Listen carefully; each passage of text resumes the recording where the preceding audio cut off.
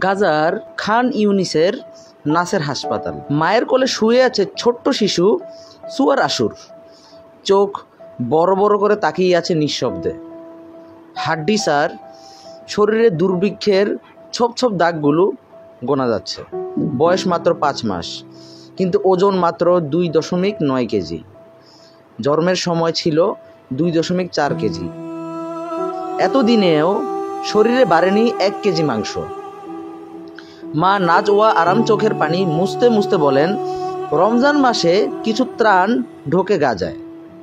তখন formula milk খেয়ে ওজন 4 কেজিতে পৌঁছায়।